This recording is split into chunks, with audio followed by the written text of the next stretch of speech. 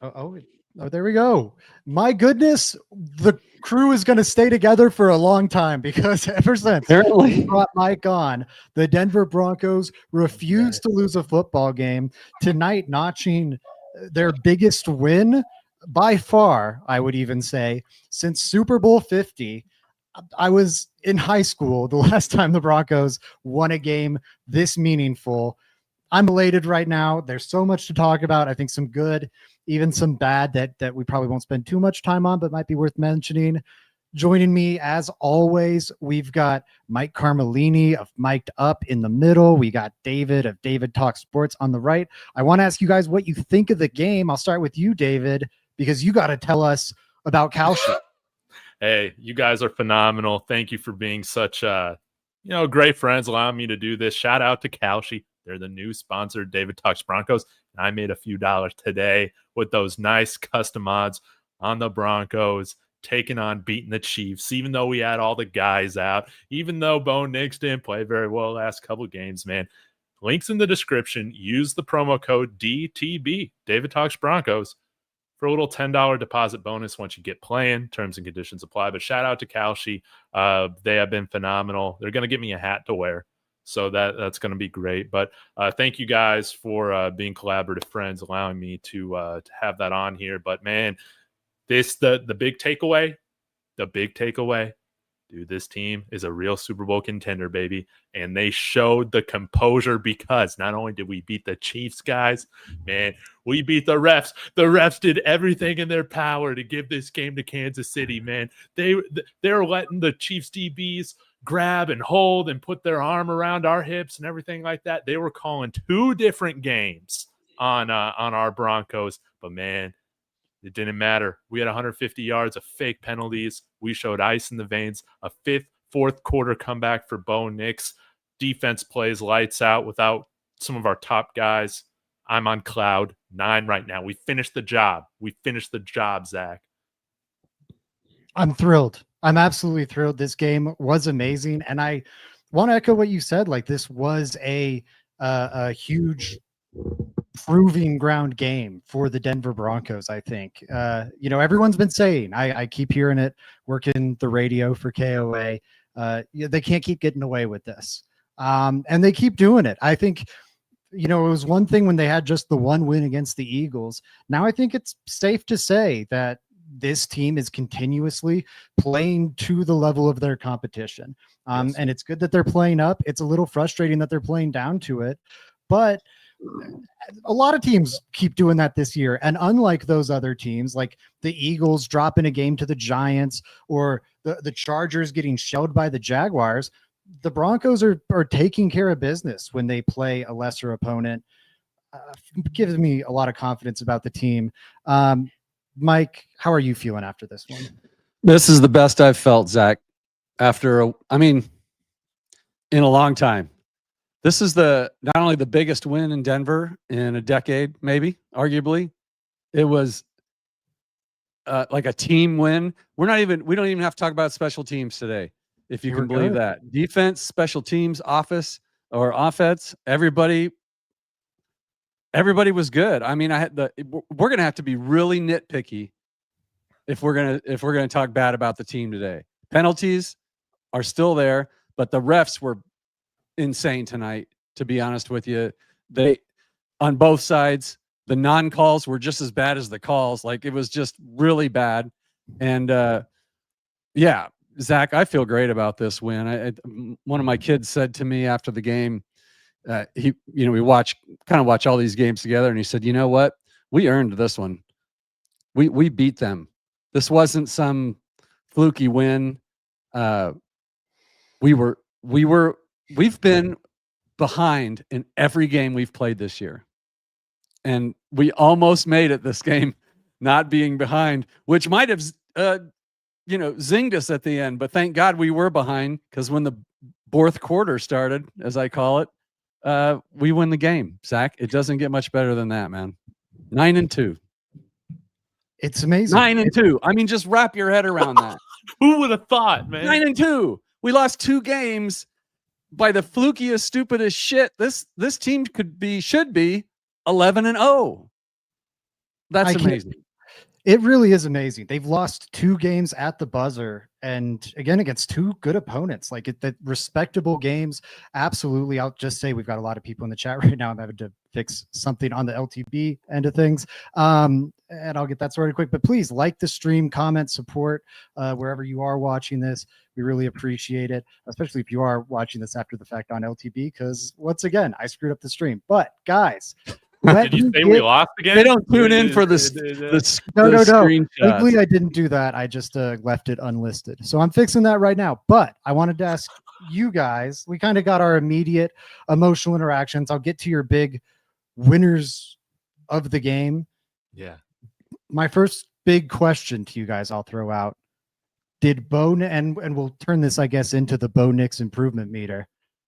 Did Bo Nix outplay Patrick Mahomes today on the biggest stage the Broncos have had in a decade? Mike, I'll start with you this time. Yeah, he did. And here's the thing. Mahomes had a touchdown pass to Kalshi, but Hufanga had him well short of that. And unlike what Hufanga normally does, Kalshi ran right through him. It was a really weird play by Hufanga. Other than that, he was just waylaying people all night. But he also threw a pick, took 3 sacks.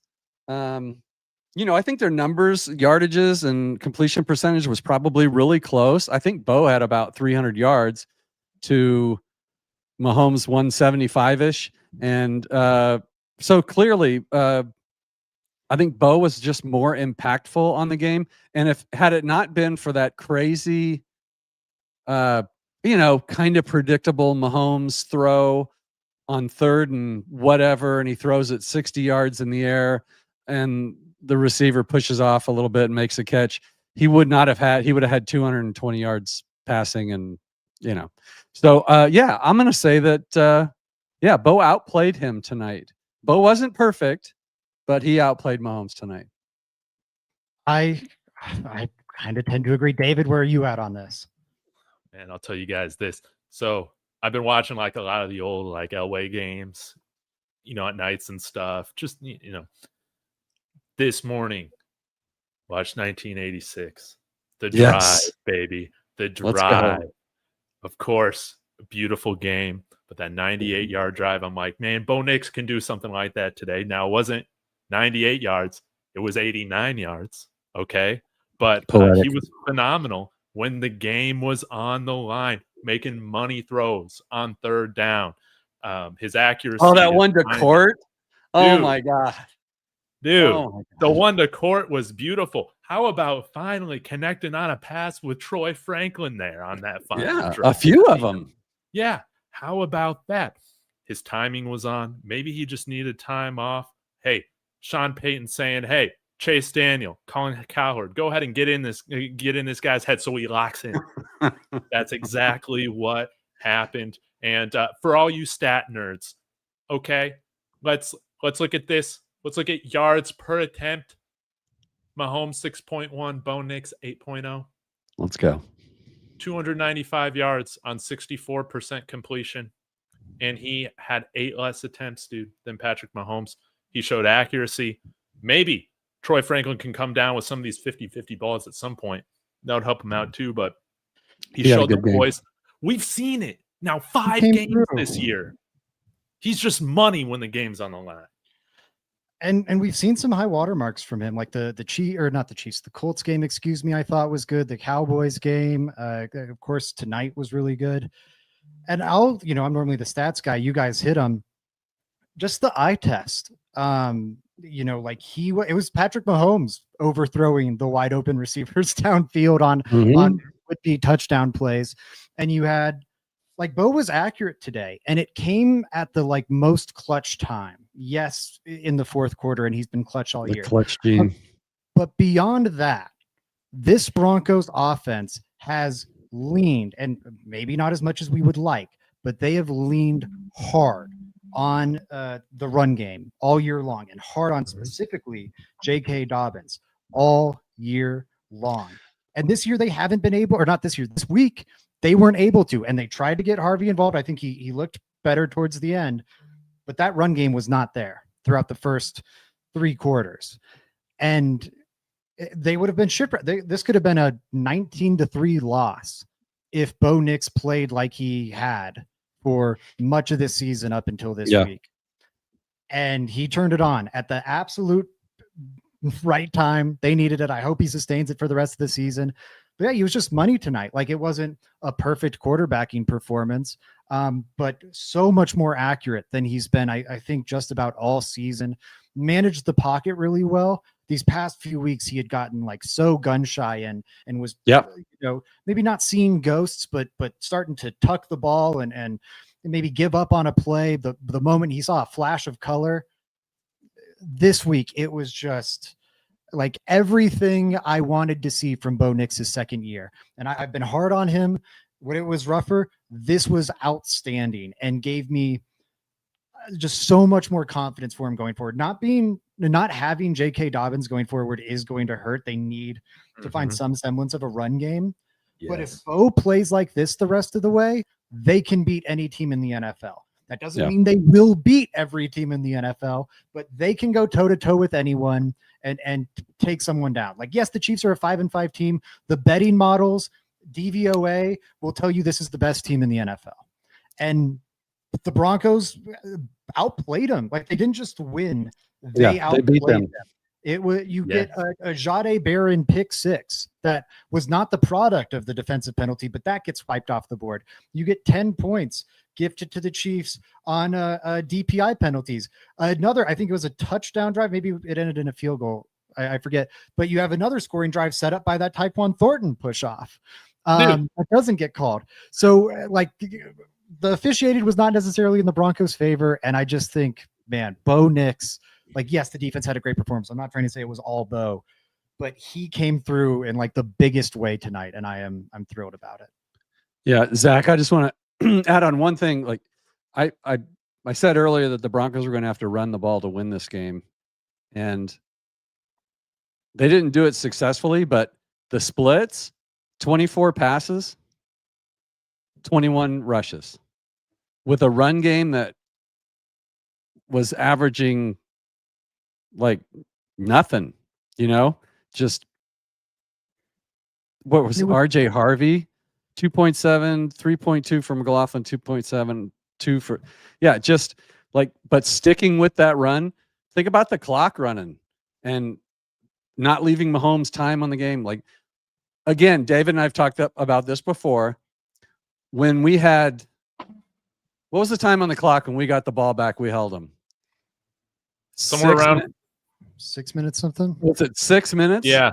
And I was like, all they need is a 6-minute drive, kick a field goal, go home, score a touchdown, go home. And for some reason, just enough balance to keep, what's the defensive coordinator for the Chiefs? The Spags. Just a great defensive coordinator, but they did just enough that they didn't really know what's coming on a couple plays. Like, they were ready for pass, but they were obvious pass or whatever, but they mixed it up just enough that even though the run game wasn't working, they did have to cover that run a little bit. And like you said, Harvey, a little bit towards the end, there were a few lanes that opened up. So that opened up the pass game. And you're right. Bo Nix tonight, he talked about it this week. He was very unhappy with his own footwork. You could tell that he had worked on it. He was moving up in the pocket. He did scramble backwards and do that sort of weird throwaway thing a few times. He had another intentional grounding, which he's averaging like 1 a game, I think.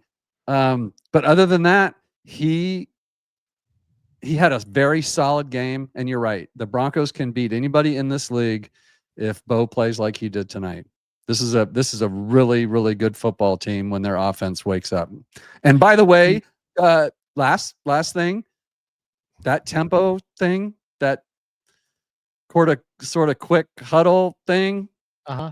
That's it, man. That's the key. They did it more this game. It works for them. I hope they stick with it. And they controlled possession. They controlled the clock. It's finding that middle ground. They didn't put their defense in a bad spot.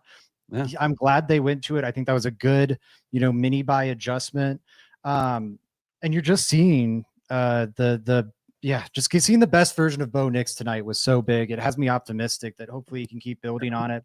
Something he did last year too. It was rough the first 6 weeks. He comes off the mini bye and then he played his best football of the season. I was really much for the rest of the season. He played his best ball. Mm-hmm. Yep.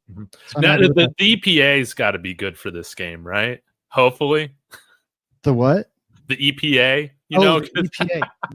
Yeah. Sorry, I thought you said BPA, and I was like, oh, I'm not thinking draft right now. Yeah, I bet the EPA that won't best be player available. I won't be able to pull it up until tomorrow morning, but I would assume it's pretty good. Like he didn't take negative plays. There weren't a lot of nothing burgers, even in terms of like incompletions. Yeah. He'll probably be hurt because he didn't score, right? He comes away with 0 touchdowns. But he was ripping like high value plays on third down. And that's the other thing I'd want to hit on.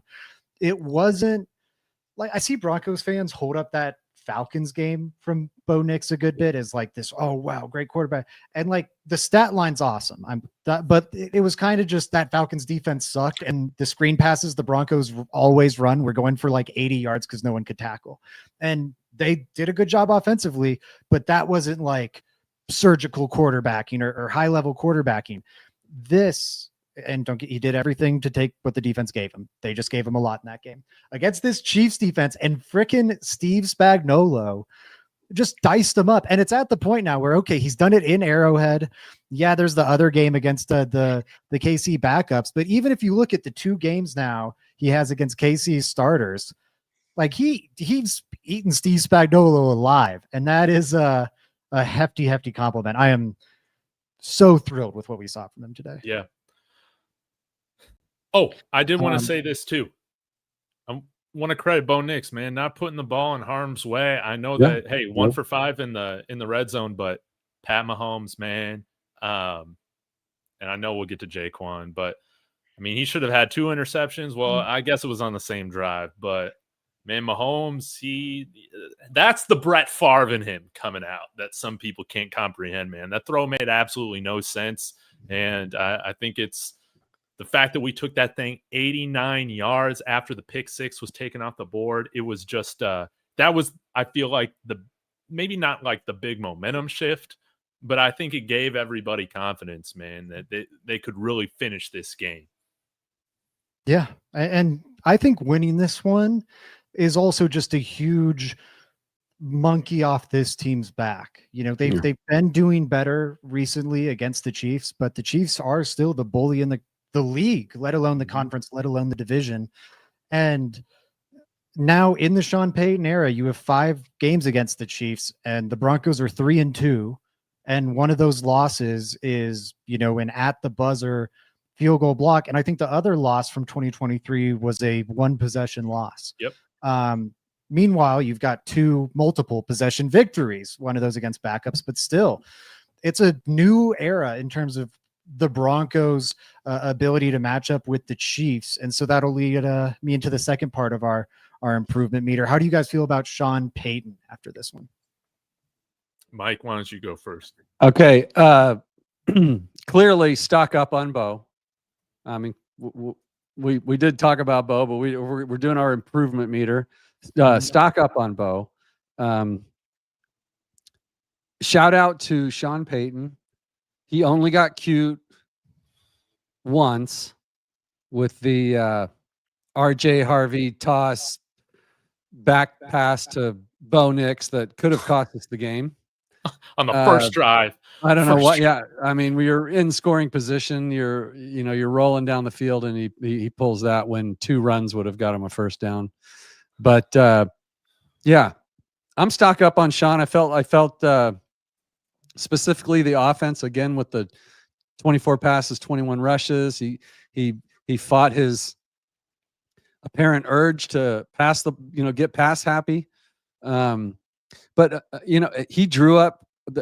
I loved his plays tonight, especially in the passing game. I don't really know enough about the running game to critique, to get deep into it. But his passing game was really well designed. and they were running a little bit of zone on him tonight too, Zach. And did you see that? And Bo generally struggles against that. And I saw some route concepts that obviously Bo looked really comfortable throwing.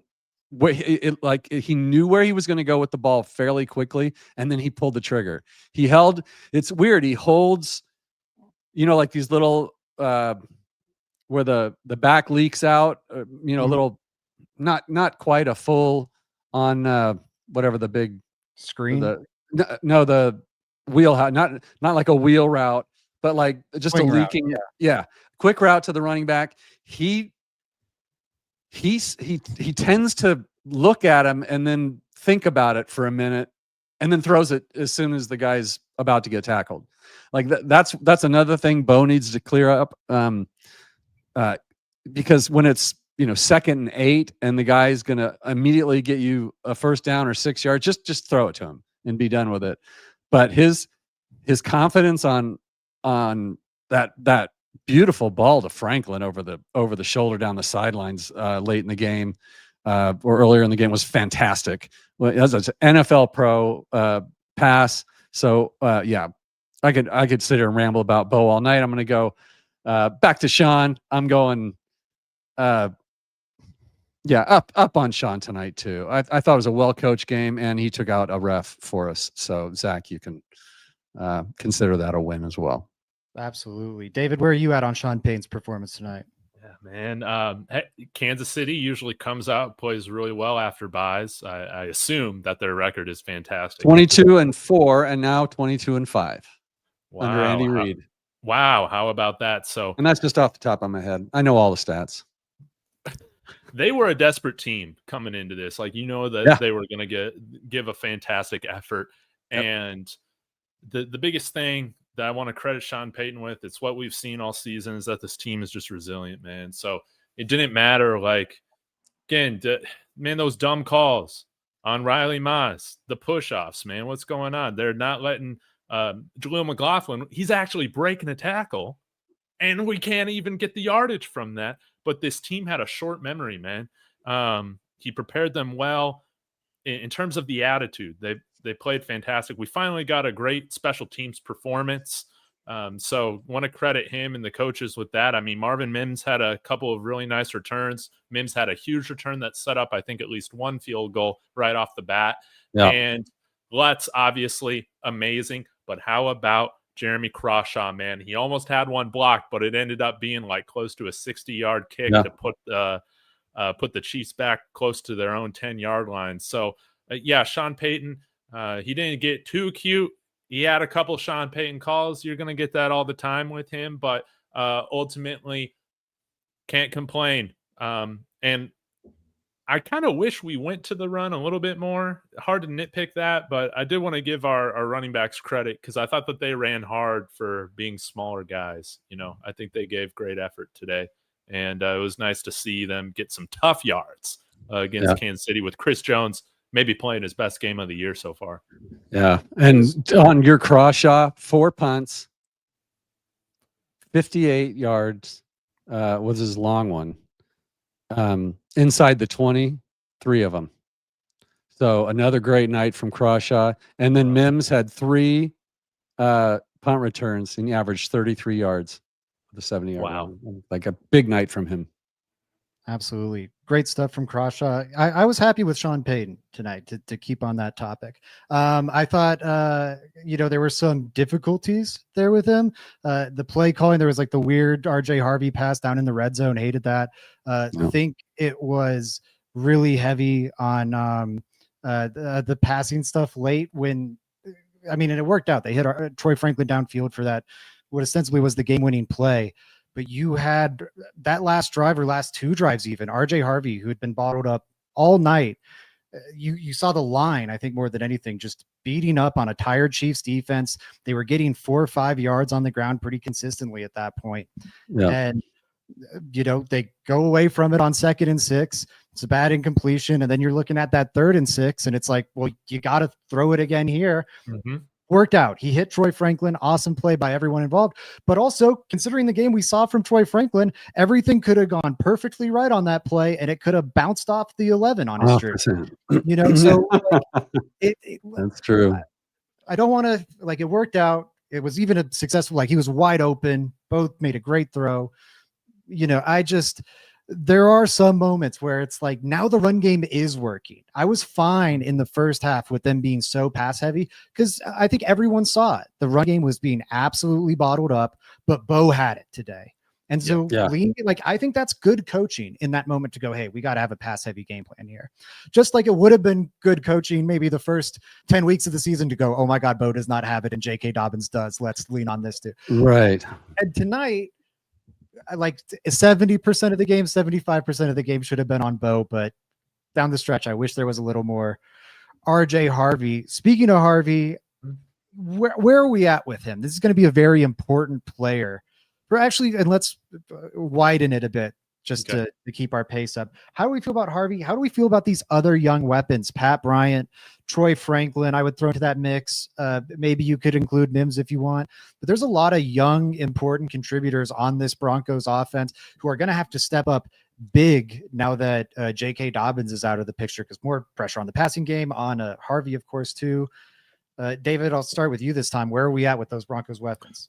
Pat Bryant, more targets, baby. He's just so dependable. He's so dependable. And I can count on one hand, I feel like, the mistakes he's made all season. So, yeah, you're bad. I love Riley Moss. But anyways, I'm getting distracted. My ADHD is going crazy. Sorry, David. That's on me. No, you're good. Troy Franklin, up and down. But to me, he's like a streaky shooter, right? You remember J.R. Smith when he played for the Nuggets, man? You know, he's kind of like J.R. Smith. Like when he's on, he's on. When he's not, he's not.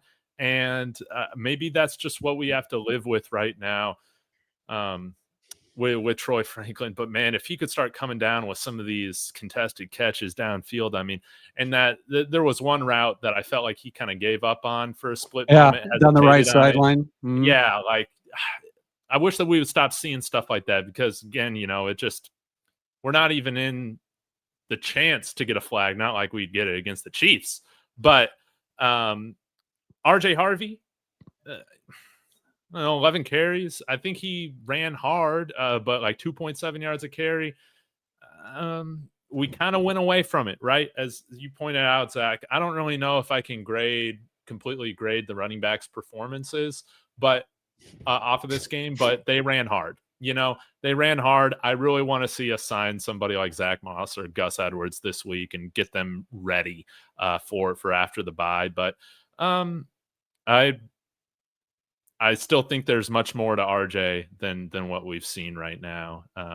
But Kansas City, I mean, they were bottling up that run, especially in the first half. Yeah. Yeah.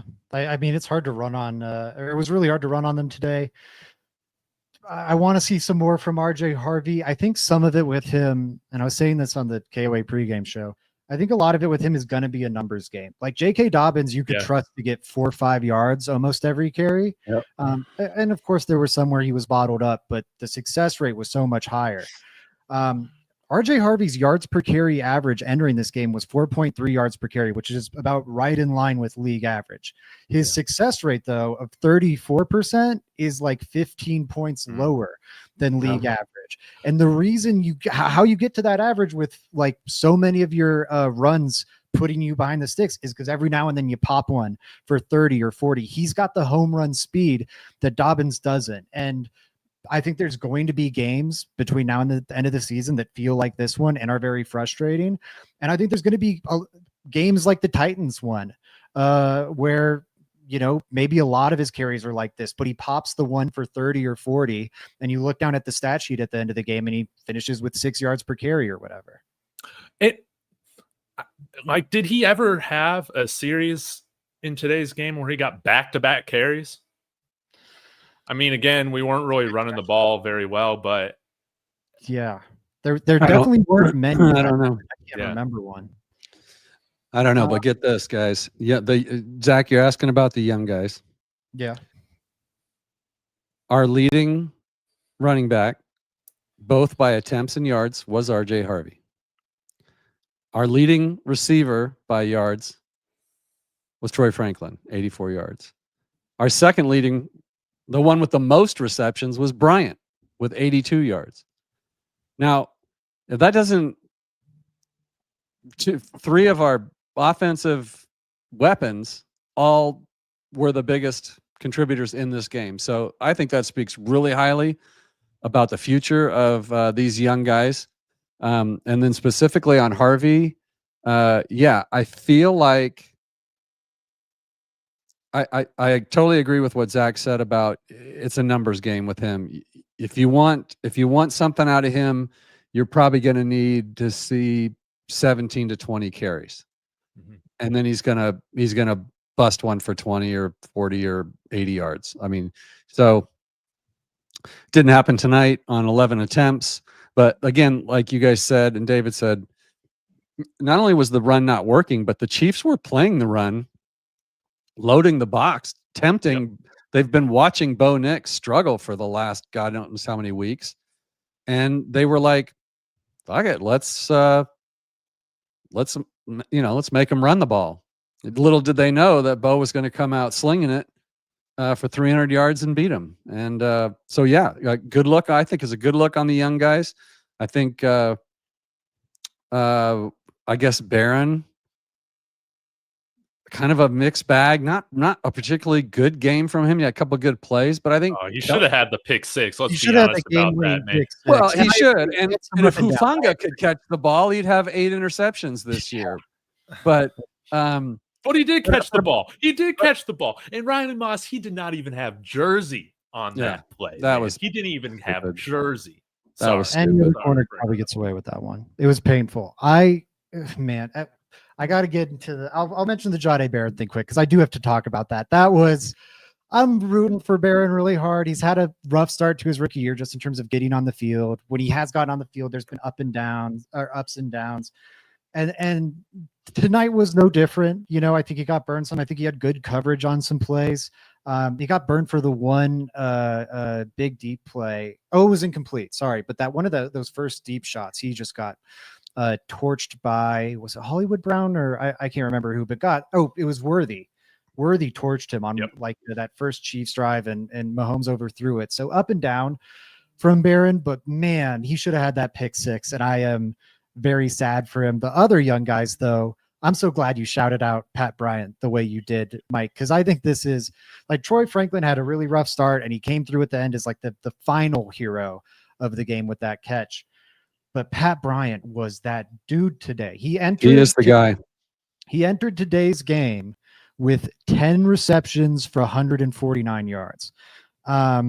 With 43 of those coming last week, but 10 receptions, 149 yards. This week, he has 5 catches for 82 yards on only 6 targets too. I'm trying to figure out how many of those were first down conversions. It felt like almost all of them. And that's the thing with him. This was true of him in the preseason, like a crazy high clip of his catches went for first downs. And so far entering this game, right, I said he had the 10 receptions, 9 of those go for either first downs or touchdowns. I'm curious what it was today because 82 yards on 5 receptions. I'm sure one of them, maybe 2 of them didn't go for a first down, but it felt like every single time it was a high leverage play. I'm so glad he was okay. The way he came down on his head, also with a missed face mask, by the way, but the way he hit his helmet on that play, I was worried, maybe it'd be a concussion he was going to miss some time with, but right back into the game and right back making some more big plays. Also, Bo Nix, great game from him. Pat Bryant's day probably is even better if he hits Pat Bryant wide open on that out route on the second to last drive. I believe it was second to last. But up and down day or third to last, whatever. But Pat Bryant looks awesome. Troy Franklin, I think it's time to start dialing his snaps down. I just think he's fine to have honestly, he's probably a good number 4 wide receiver on balance. But I would be playing Bryant over him. I'd be playing Mims over him. Like I get you need the speed that Franklin offers and the field stretching ability, I think Mims offers all of that, but then he's also a threat around the line of scrimmage. He's a reliable catcher of the football. He comes down with very difficult grabs frequently. And I just would love to see a lot more of these Franklin opportunities go Mims' way, but he's the only young weapon I'm kind of feeling negative about tonight. And like I said, even he had his big moment. And he's our second leading receiver on the team. Yeah. So even with all his problems, so if he can stop just not catching the ball, he's going to be something else. So I'm not going to lose faith on Franklin yet. I was off him. I'm back on him this year. Just needs to have a higher hit rate on those. That's the one thing. Yeah. 73 targets, 42 catches. That's, we need those numbers a little tighter. I think the last big topic we got to get into before we do stars of the game and anything else you guys might want to hit on is the Riley Moss of it all. I think that's going to be, if the Broncos lost this game, everyone would be furious with Riley Moss. And I think like the right take here personally, or I'll ask you guys and then I'll respond. Where are you guys at with Riley Moss? I'm with, I'll go first this time, David. I'll let you off the hook. I think Riley Moss has played really well this year. I think he's just got one of the toughest jobs in the NFL. I think he's, and this is true. If you've watched football for more than 5 minutes, people get reputations in this league. And eventually, if you get a reputation for pass interference, for instance, in this instance, you get called. They just assume you did it. So it's almost like they're targeting him. I'm not saying they are. But having said that, his penalties come at the worst frickin' time. And I tweeted this out early in the game that Andy Reid's game plan early was to just throw deep against Riley Moss. And you're either going to get an incompletion or you're going to get a penalty. It's the worst thing that's going to happen. He's not going to pick it off. That's what's going to happen. And it worked for a while because they had to open it up. So if the big question is, where am I at with Riley Moss? He's got a really tough job. He's a really good football player, not great, but good. And he's got that legend, that reputation out there, and they're going to call him. Some guys never get called for penalties. They call him any chance they get. So, yeah. But I didn't think he had a great game tonight. I didn't think he played all that well tonight. But again, I didn't watch, I don't watch all that stuff until I rewatch the game. Mm-hmm. But I don't know how many passes did he allow tonight? What kind of game did he have? Do we have that information yet, or do we not? Come out till later. But I thought, I'm with you. I thought it was an up and down game from him. I think. Yeah. Or David, what's your response to this? Dude, I maybe I'm going out on a limb here, man. Those calls were BS, man. Yeah. I liked how Riley Moss played in this game, but this is the reality. As Mike said, he has an unfair reputation. He is judged unfairly compared not only to DBs on his own team, but throughout the NFL, man. Those flags were ridiculous, especially the illegal contact. The illegal contact call was insane. He didn't even have a handful of jersey, dude. He had his hand on the shoulder. What is wrong with that? There were plays in which, again, no calls on Chris Abrams-Drain, which I thought were fine. But again, once Riley Moss is involved in a play in which there's some hand fighting or an inaccurate throw, he gets whatever the reverse of the benefit of the doubt is, man. It's horrible. I think that he's had a really great year for us.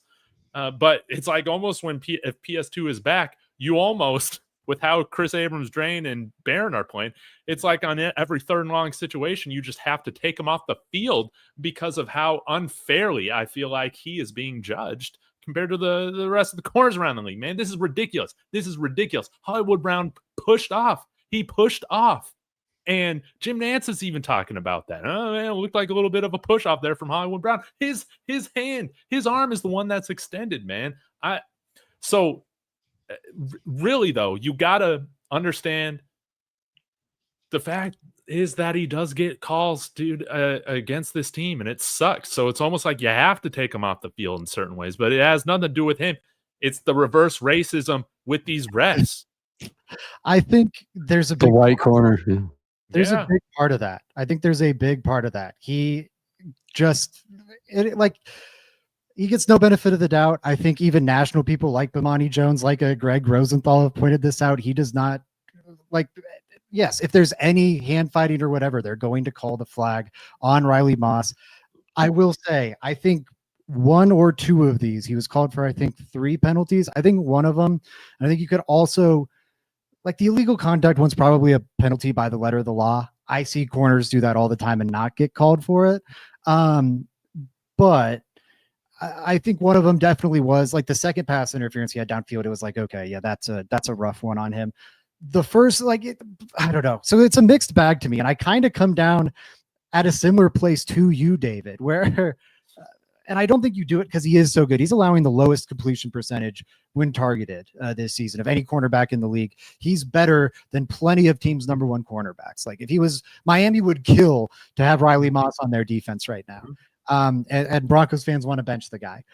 But there is an element to like, man, if I was a team playing the Broncos and I get a 3rd and long ever, I'm just calling deep play to Riley Moss. Yeah, that's what I'm saying. No, I think it's a prescient point, like because it is a good result. Like I think he could, get an interception or something that he hasn't yet, but the odds of you getting a reception, getting a PI call, whether earned, because I think he helped kind of build that reputation, or unearned because the refs just throw him willy-nilly at Moss now. He leads the league in them, I think, now by a wide margin, and I really don't think he should.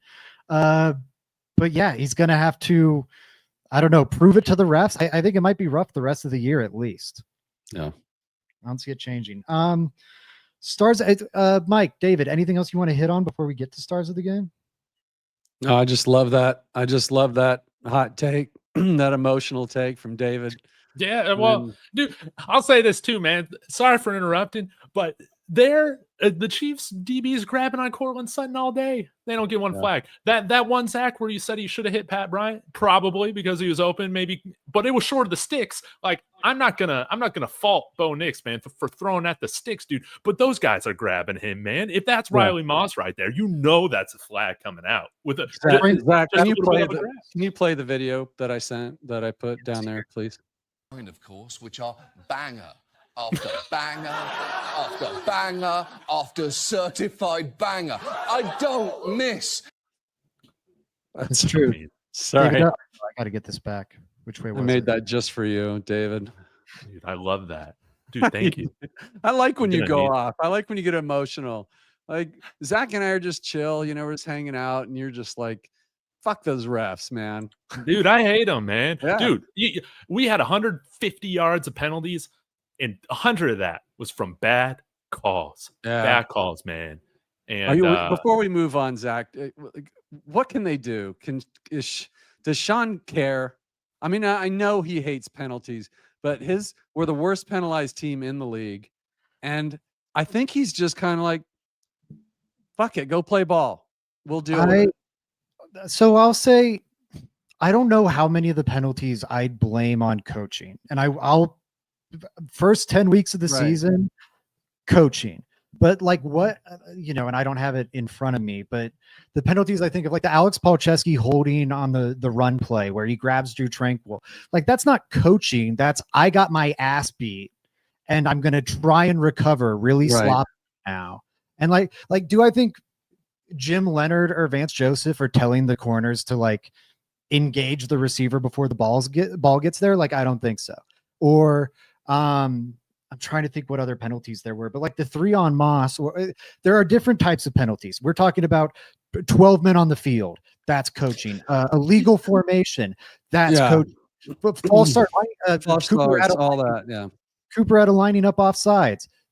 coaching. I would be fine with pointing that. Like, you know what? There's a difference between my receiver, and this didn't happen tonight, but my receiver's burning me downfield for a potential touchdown. I got to put my hand on him and tackle him and draw a flag, so it's not a touchdown. Yeah, that's a good penalty. That's on the player.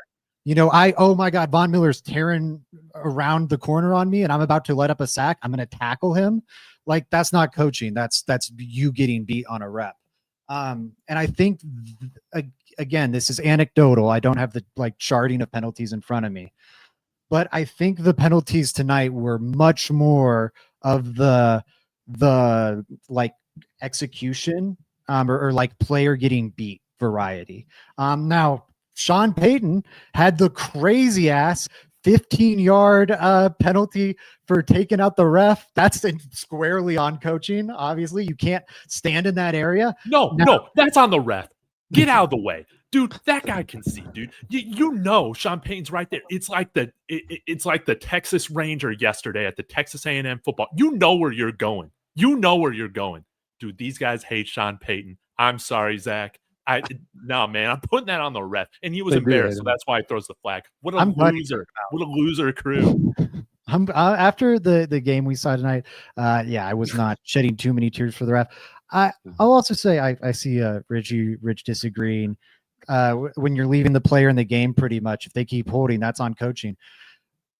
Garrett Bowles' consistent holding penalty, you don't bench him because you don't have a better left tackle. Chris Abrams-Drain, I really like him. He's not as good of a cornerback as Riley Moss is. He doesn't have the loud mistakes, but also Moss gets targeted downfield a good bit and forces an incompletion, or he had a great PBU down the field. I think it was a target to Hollywood Brown in this game. No one talks about the reps he wins. And again, he wins a higher rate of reps than any other corner in the NFL. Lowest completion percentage allowed. That's what you want a corner to do. He does it with the hardest responsibility, playing opposite Pat Surtain, of any corner in the league. It's been so obvious that he's not a problem ever since Surtain went out of the lineup, because teams are just constantly targeting him. They're going at Drain. They're going at McMillan. There's not just a big circle on the relative weak link in a really strong secondary. I guess it's coaching that they're not benching a starting quarterback. That's good. Bo gets a delay a game penalty? The bench Bo Nix now? Guys, Cortland Sutton got an illegal formation. I got to sit him down for little Jordan Humphrey. No, that's stupid. I'm sorry. Dude, that's why we got A.T. Perry. Yeah, A.T. Perry love. I'm sorry. When tough week for David, by the way. When they devastating. When they put LGH in there, I thought for sure they were going to throw a screen, and I was going to be so pissed because I thought he's going to go without J.K. Dobbins, we're going to have to run screens as our run game. So they put LJ in, and I'm like, oh, here comes the screen. Nope, they didn't even go that way. And I was like, okay, Sean's not that freaking obvious, because that made me happy. So A.T. Perry, you're next. Dude, A.T. Perry catches some of those deep balls that Troy Franklin isn't catching, dude. That A.T. Perry's getting the job done. A.T. Perry had 4 touchdowns on 12 targets his rookie year. Or 12 receptions, dude. This guy, 6'5", dude. He's coming down those deep balls. Sorry. Why isn't he playing? Good question. David, I don't know. Sean Payton's backstabbing for you. In your opinion, why do you think he's not playing? Troy has the draft capital. All right. Well, it's possible. Okay. By the way, we just ground the show to a halt just then. No, I gotta say, while we're settling scores, screw Tony Romo. I'll do a little company man stuff here and throw Tony Romo under the bus at the same time. If you're like me and the experience at this point of listening to a Tony Romo broadcast, Broncos game or not, is painful for you. And there's other announcers too that I think are really bad out there. I don't love Trent Green. I like anyways, if you don't like whatever announcer is going on with the Broncos game, I think it's called syncmygame.com. I'm pretty sure SYNC, syncmygame.com. You can sync your broadcast up with the radio broadcast. So you'll have the Dave Logan call but you'll still be able to watch it on TV, and it'll sync it up for you. That's the whole point of it. Sounds like we need a sponsorship for this game from Sync My I Broadcast. That's something that we need to DM him, Zach. I'm gonna call up iHeartMedia, be like, hey, give me an extra bag. But I think that's because I was watching it from KOA today. I didn't have to deal with the Tony Romo broadcast, and I think my experience was much better. I can't. Dude, it's insufferable. He's really declined. His whole shtick was like, I just retired, so I know the NFL and all of its plays. And now that shtick doesn't work anymore because he's further removed from the NFL. And it's terrible. That's a great point. I hate it. Anyway, sorry. I grounded the show to a halt. Let's go to. Are you guys ready for stars of the game? Am I missing? Yeah, let's go. Let's do it. There's a lot of the game. You know what? I'm gonna throw to David first, just to screw up Mike's plan he was telling us about pre-show. Oh man, well, I'm gonna stick with the plan, man. Shoot, man. Let me go here. Sorry, 1 second, guys. This is I need to adjust. I need to adjust. Oh, Mike, I was kidding. Did you actually? Don't leave. Oh. Okay. Oh, here we go. I need to put on my horse head. Oh, you guys had on. Bo Nix, dude. Everybody tried to say that he was a bust, that he sucked. Okay, yeah, he's overthrown some things. He can have happy feet some games, man. He settled down. He was absolute money. An 89-yard touchdown drive, right? Was that the one off of a Patrick Mahomes red zone interception, by the way? Oh, my God. No interceptions for Bo Nix. He was absolute money. Another game-winning drive, a fourth quarter comeback, and, third down conversion after third down conversion after third down conversion, guys. We were 7 of 15 off a third down. I think the Chiefs were like 30% on third down. Suck it, dude. Bo Nix was way better in the clutch situations, and you know what? He didn't get faulty flags either, man. He made the plays. Bo Nix, franchise quarterback. He showed it. All you want to do is see flashes from a young quarterback, and he rises when the moments matter the most. Who cares about how it might look from the first to third quarters? You're judged on if you win in this league. Bo Nix wins. We're 9-2. I'm loving it. I love that, David. I love that, Mike. I'm going to throw it to you pretty quick here because I do see some comments going. Bo Nix had a great week or great game, but how is blah blah blah not the player of the game? And Mike, who's your player of the game? Well, first of all, I got to echo. I would have felt very comfortable with Bo Nix in this game, guys. David pointed it out. I mean, Bo Nix had a fantastic game. He was slinging it, 300 yards passing. He played better than Mahomes. I don't know if we talked about that on the air or off the air. But I mean, it's just true. It's just true. But there was, you know what, for a hard-fought game and a game that the Broncos won, there's a lot of choices here. Troy Franklin would be a great choice. Pat Bryant would be a great choice. But I'm going to go defense. Somebody I've never had as my MVP of the game. And by the way, Hufanga, learn to catch the ball, and you will probably be the MVP of every freaking game. Like he picks off 3 passes a game. 3 passes a game. He needs to be on that Caden Davis. He needs to be on the Caden Davis regimen. 30 minutes before everyone else shows up to practice, get on that jugs machine. Get on the ball machine. Yeah, jugs, go for it. Jerry Jeudy, that one off season, he wanted to look like he was trying hard and worked on the jugs machine a lot right in front of the media pre-practice. Guys, look, I'm on the jugs machine. That's what he needs to do. Sorry. All right, guys. I'm going to talk to you about a name we don't talk about a lot. Jaquan McMillan. This little scrappy guy. He's one of those hot and cold players, but man, he's getting more consistent. He's playing better. Vance is knowing how to use him. Just tonight, you could argue that he won the game for us as much as Bo Nix won the game for us tonight. This defense, Vance Joseph called a great game. I knew as soon as we scored, said it in front of everybody, that the Chiefs were going to march right back down and score. For some reason, that's what we do. We can stop them all game, but as soon as we score a touchdown, the defense is like, oh, we're good, and then they score. not J Mac. This guy had, I'm gonna read this to you. This stat line to you. Total tackles, 6. This is for a nickelback, by the way. And it was huge. The Broncos wanted to play light in this game. To do that, you need your nickel corner. They had to play in the run game, and he did that, to your point.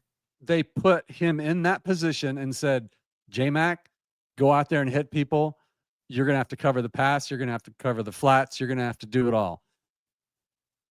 6 tackles, 5 solo, 2 sacks, 2 tackles for loss, a pass breakup, an interception. I mean, led the team in solo tackles. Just a fantastic game from him. He was all over the field.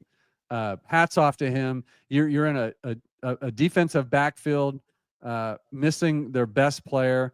You've got Travis Kelce running all over the place, speedy receivers, and J-Mac was as big a part of shutting this. You know, when you don't have a big night from the pass rush, you know, that everybody talks about our historic pass rush.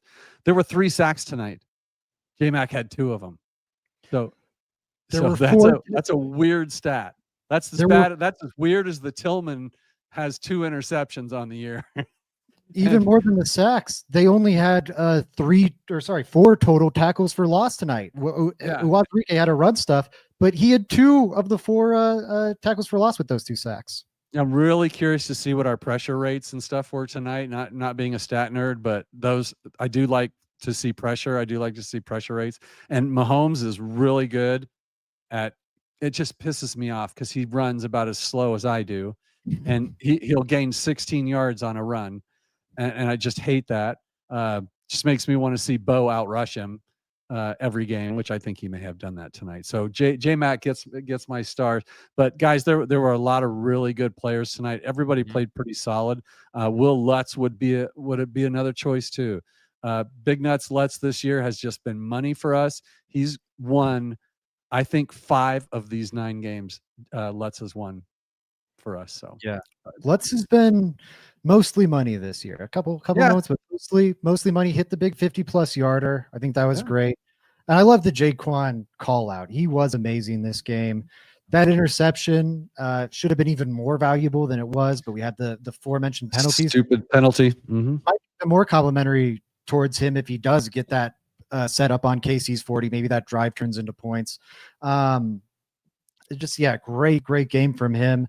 The interception he had. Okay, I was looking at the wrong stat line. Had the pass defense, which I guess was the interception, but great game from Jaquan. His best game of the season. Making life hard on Jahdae Barron for sure as he tries to get into the lineup, but good problem to have on that front at least. My star of the game, and we also talked about, or sorry, you go, David. Say what you want about Jaquan. Oh, I wasn't going to say anything. Oh, my bad. I thought he hates Jaquan. Yeah, he hates although restricted free agent next year, so hey, he'll be back next year, which is awesome. I'm very curious to see how they handle that tender. They're going to extend some not to get too nerdy, but they're going to extend some tender of some kind. You don't just let that guy walk. But do you get aggressive and do like a first or second round tender, which is going to be more expensive, but he's good enough that you might need that to protect him.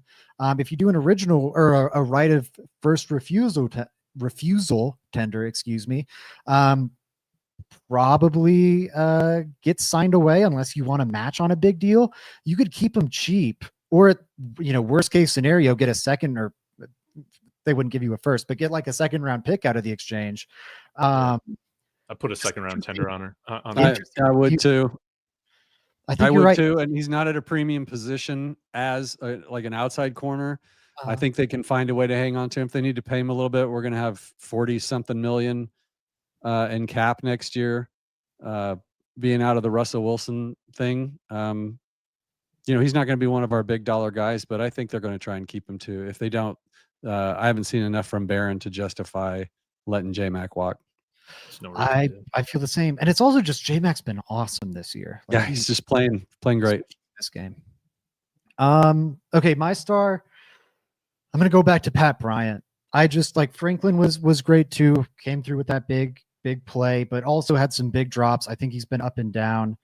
Pat Bryant, I'm so happy for him. He kind of had a rough start to the year in the sense that, like, even now, I mentioned his stats earlier, 10 receptions for 149 entering this game, and that's with 19 targets. 19 targets. And a lot of them are not his fault. I went back and charted every single incompletion, and it's like a Bo Nix throwaway or a pass. I would say 4 or 5. No joke. I'm not even being hyperbolic. Of those 9 incompletions, 4 or 5 were deflected at the line of scrimmage and just had no chance of reaching Pat Bryant. And so he's had this like inefficient stat line through no fault of his own. And tonight, 6 balls thrown his way, reels in 9 of them, 82 yards, just awesome. And I wonder if the incompletion they're charting as a target was the one that went to Sutton. I imagine, that the third down late in the game, where you wanted a holding called, sails over Bryant's head. You kind of saw it on the quarterback angle. I could have seen that charted as a target for Sutton or Bryant. I think it was for Sutton. But if that was the one for Bryant, that's an incompletion. Point being, then that's not even on him. I can't think of whatever incompletion was thrown his way, but he was just money all night long, coming up with big plays. And I think the Broncos need that role in this offense. Like, you've got Sutton as like your go-to reliable, hey, we need a play here guy. Last year they had Valet to balance him out when defenses were shifting all their coverage towards Sutton. Franklin's been great at getting the separation. He hasn't been the reliable target where, like, there's a critical third down conversion. Bo throws it right to him this game, and it goes, through his hands. Pat Bryant has been so money on those. I think he's in line for an even bigger role and looks like a draft hit right now. That was a guy who definitely everyone in the draft community labeled a reach, including myself, and looks like a really great pick now. You're right. And I mean, what you said, Pat Bryant didn't drop a ball tonight. So whenever you see targets versus receptions, you have to do the nerd stuff like this guy. But Troy Franklin tonight, he caught half of the balls that were thrown to him. 8 targets, 4 receptions versus 6 targets, 5 receptions. Pat Bryant I said it last week on the show, he's got the best hands on the team. Court is going to become what we used to call a possession receiver. I don't know if we still use that term anymore, but it's basically a big target that you can count on to get 7 yards and on third down when it's 3rd and 6, and he's going to catch the ball for you. Pat Bryant has the ability to do that and have a 48-yard long reception like he did tonight. That's a great call, Zach. So I was really on the fence. What a player. And when he was tackled, I thought broken clavicle, broken shoulder. Those were my fears. He comes out. I was so happy that he wasn't injured, because I think that he's just going to get better. He's going to get more targets, and he absolutely deserves them. And also, Ingram had kind of a game tonight. So thank you, Evan Ingram. He was involved, which is what you needed. What's that? He was involved. Yeah, he was involved. Five targets, 4 catches. He looked like he was kind of healthy and trying to make some plays. So welcome back to the team. If he could just do that on a consistent basis, like, it would be a disappointment relative to, I think, what we were expecting and just from that signing in the offseason, or even after the preseason. But yeah, it needs to be like something. It's been so rough up until this point. And with Ingram, he's giving you nothing as a blocker. So it's just whatever he gives you as a receiver. And like that Raiders game where it's like, my God, dude, catch the ball. Killer. I hope we get tonight's version of Evan Ingram the rest of the way. I think that'd be nice. I do too. And you know what? The off season is such a great time when we hopefully we get together in the off season and we're talking about this stuff, to go back after we've been able to look at the season and really find out, is it Ingram? Is it the offense? Is it a combination of the two? Because the tight end usage on this team kind of seems like they're not running a tight end heavy offense. It doesn't look like the primary receiver is the tight end very often on the plays. Now No. that says something to me. Like, you know, he had 5 targets tonight and he caught 4 of them, and you know, he had 36 yards after the catch. Yeah, And Troutman, baby, had a nice catch too. Troutman had a nice catch so, and run. Nice to see that from the tight. Like you said, they've gotten really nothing there. I like this Dennis comment to give me one last kind of closing thought here. No, you know, this game comes with no J.K. Dobbins, no PS2, and no Singleton. And I just think, like, and I'll mainly focus on the PS2 part. Also, not having Nate Adkins, to our point about tight ends, like, he is a sneaky, very important part of this offense. He's a good player. No Ben Powers, too, for a lot of this stretch. And the Broncos have just kept winning games. They've been healthy for much of the year, but right now, these past like 2-3 weeks or so, with Mims being out until this game, they've had this weird little pocket of injury problems, and getting through it almost unscathed. I think PS2 probably misses that Commanders game, but the Commanders are not a great team. The Raiders right after that are not a good team.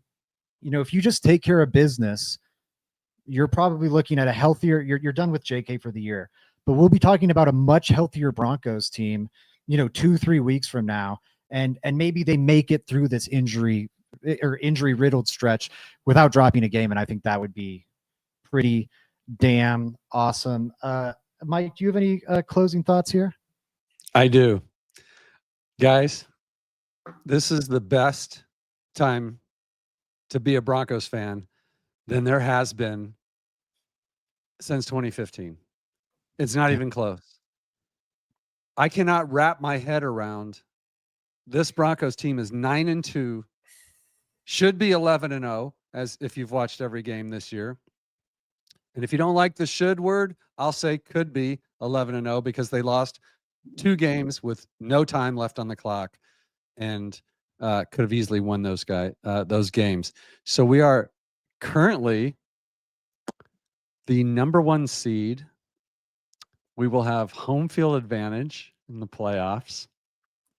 And if this keeps up, let me just run this down for you real quick. The Chargers lost like 35-6 or something to the Jags today. Dude, they charged so hard.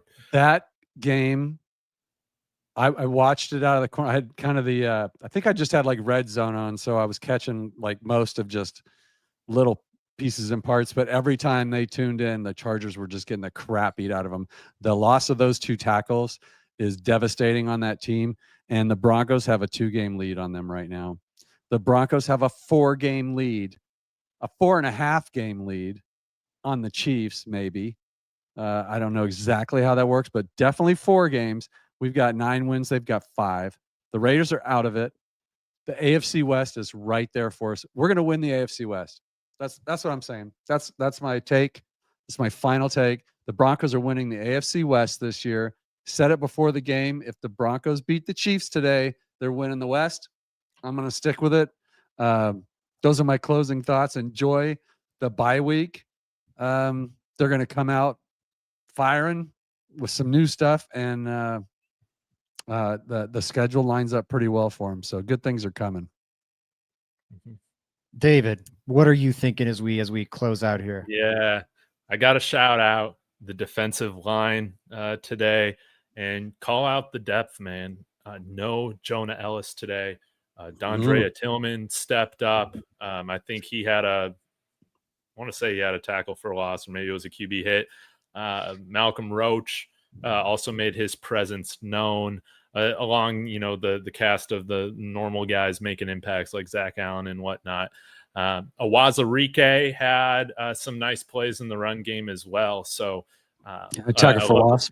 Yeah.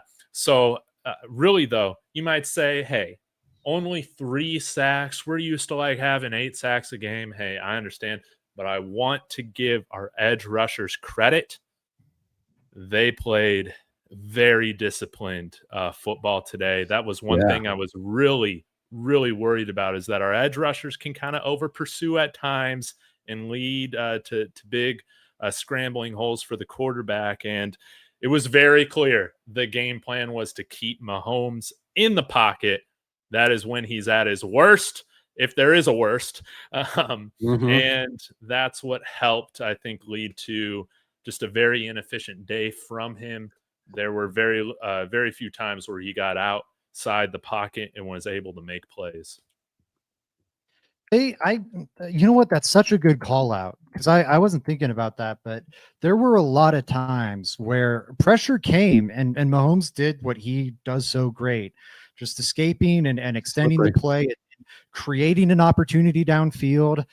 And it's not to say that he didn't create any of those, or successfully create any of those, but he created at least a lot of opportunities. And it felt like every time he did, either the pass rush finished the play or the coverage downfield held up. And that's just so freaking hard to do against Mahomes. That's why he's been the unstoppable force he's been for so many years. And I'll just kind of build on what Mike wanted to close with, which is this team is probably winning the AFC West right now. Like the Chiefs are pretty out of it. Their biggest competition for that throne is going to be a Chargers team that is very, very, very beat up right now. And it's a cool place to be. It's a place Broncos country hasn't gotten to be in a long, long time, where it means you're going to get a home playoff game, but it also means I'll focus on the Broncos. You'll get a home playoff game, and the rest of the way, we're going to be talking about seeding, which has not been a thing in Denver since 2015. Yeah. 15, it was huge to get that 1 seed, and it was a big conversation point. Ever since, it's been, man, it'd be nice to make the playoffs. Man, it'd be, even entering this year, it'd be great to make the playoffs. Maybe they can get a win. And now we're going to be talking about, what are those first playoff matchups looking like? What is the tournament in general shape? Who could that second matchup be against? Could you get multiple home field games? Could you get that 1 seed? Because now in the 17 format, it's very much in play. And the 14-team format, that 1 seed is crazy valuable. You get home field throughout. You get to play one less playoff game than everyone else. It's a game changer. And the fact we're having those conversations about the Broncos really quick, fun time for Broncos country. That's happy. But you also get to spoil it for your rivals. And that's great too. The Chiefs have been the juggernaut they've been, making the playoffs every year but 2 since Mahomes became the starter. And on those 2, they were in the AFC Championship, knocking on the doorstep of making it to those games. Like, one of those is the D Ford offsides game, where they lose to the Patriots, and then you get the nail biter against the Bengals. Mm-hmm.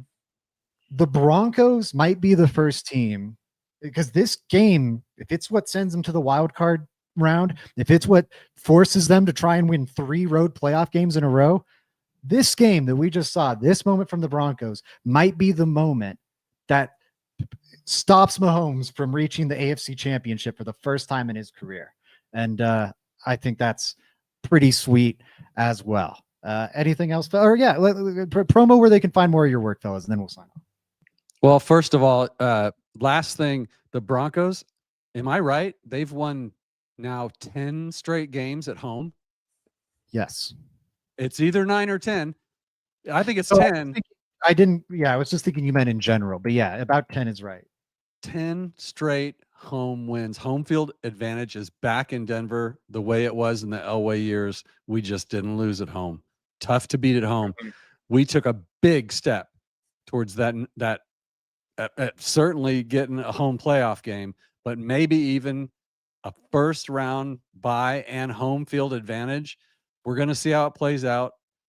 9-2. That could be, if they get the first seed and play at home, then you're going to start hearing me talking about Super Bowl being on the board. So that's how excited I am. So first of all, shout out Zach at Let's Talk Broncos for hosting the show for us and doing all the hard work. We just get to come on here and talk, so it's great. Everybody knows I'm at mic'd up, which you would see on the screen, except we're in thin mode tonight, so you just see ED'd up, so it looks like it says fucked up, but it says mic'd up. And shout out to my guy David too. The 3 of us are undefeated. just as the Broncos are, and we're going to take credit for it. So yeah, you can find me on Twitter. You can find me wherever you want to. David, tell them about yourself. Dude, I love it. Yeah. Again, guys, link in description for Kalshi. Thanks for sponsoring the channel. DTB. Get yourself a nice little bonus. You can find me at David Talks Buffs on YouTube, David Talks Broncos on YouTube. And yeah, we got all sorts of shows going, including a big collaboration tomorrow night, which is Horsepower Hour with some of your other favorite Broncos creators not on tonight. So that's going to be a lot of fun. But Zach, Mike, I love what we got going on. Ever since Mike came on, man, we are undefeated. And yeah, you guys are bringing it up. Let's go get Mercedes Lewis the Super Bowl. And hey, J.K. Dobbins could be back if we make the Super Bowl. So that's a lot true. to play for. That's true. Broncos. So the win streak, and thank you guys very much for the kind words, and I appreciate the shout out. Make sure you are supporting Mic'd Up and David Talks Broncos, David Talks Buffs. Love these guys, love the work they're doing. It's been fun doing our post games together. It is 11 straight home wins now, Mike. So it was 10. It was 10 today, and now it's 11. Yeah, it's now Crazy. 11. We're back, baby. We are back. So the longest, sorry, I just had it here. The longest Broncos home winning streaks are how many are there? So they actually have the third longest one all time from 96 to 98. They won 24 home games in a row. I remember. They had a 13-game home win streak from 2012 through 2013. They had another 13-game home win streak from 2004 to 2006. And then in 1983 through 1984, they had a 12-game win streak. So they've had 4 longer in Broncos history, which is a pretty darn illustrious history and a good home field advantage throughout that illustrious history. This is the 5th longest home winning streak for the franchise. Pretty darn cool time to be a Broncos fan. Soak it in, everybody. If the last decade taught you anything, I hope it's to savor these moments. Support my guys, David and Mike. And until next time, everybody, let's go Broncos. Let's go Broncos.